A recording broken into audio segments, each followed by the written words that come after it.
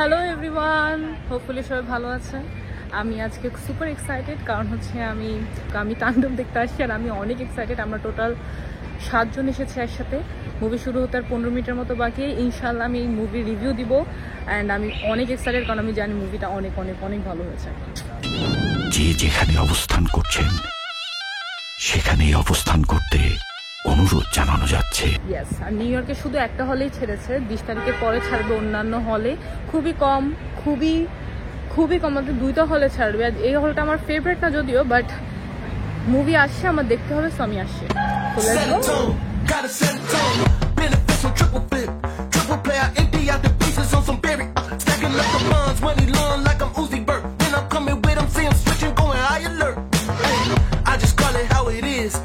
আমি জানো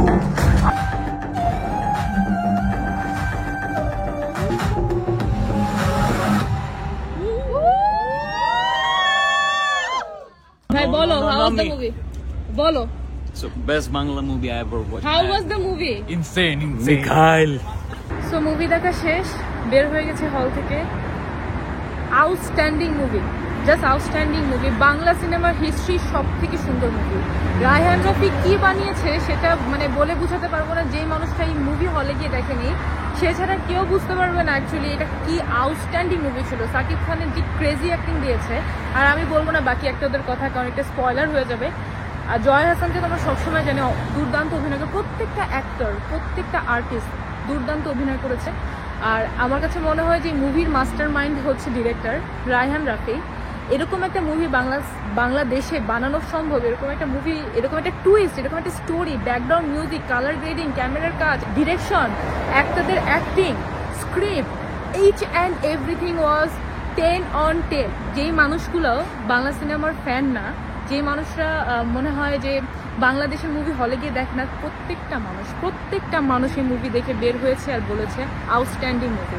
and I am not joking, must watch. আমি হচ্ছে একটা উইকডেতে গিয়েছি, আমি উইকডের মধ্যে রাত 8টার শো দেখেছি, কিন্তু হাউসফুল ছিল।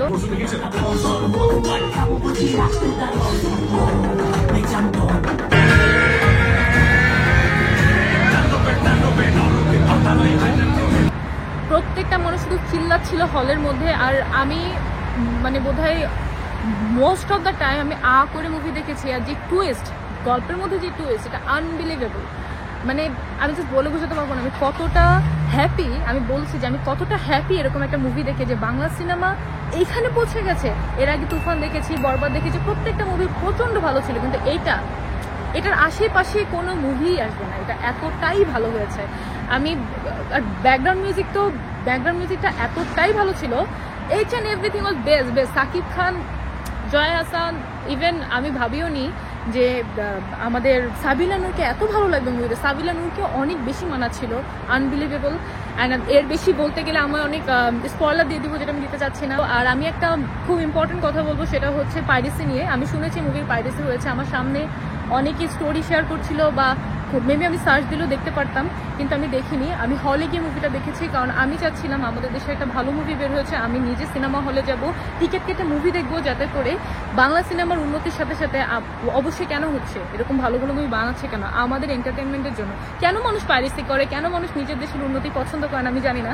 কারণ এত কষ্ট করে ডিরেক্টররা, আর্টিস্টরা, সব কটা মানুষ কষ্ট করে পরিশ্রম করে একটা কাজ বানাচ্ছে শুধুমাত্র আমাদেরকে এন্টারটেন করতে। আর আমরা যদি সাপোর্ট না করি, আমরা যদি হলে গিয়ে মুভি না দেখি, আমরা যদি তাদেরকে ফাইন্যান্সিয়ালি সেই সাপোর্টটা না করি, আমরা যদি বোঝাই যে আপনারা যাই বানান না কেন আমরা আপনাদেরকে দেখবো না, তাহলে তো হবে না। সবার হলে যেতে হবে, এই মুভি দেখতে হবে। শুধু এরকম না, বাংলা সিনেমা এখন উন্নতির শীর্ষে আছে, পৌঁছাচ্ছে। আর আই এম সো হ্যাপি। আমি প্রাউডলি বলতে পারি এখন বাংলা সিনেমা নিয়ে, যে বাংলা সিনেমা অনেক উপরে উঠে গেছে। I am so happy. আমি আর বেশি কিছু বলবো না, আপনাদের মাস্ট এই মুভিটা দেখতে হবে। And best.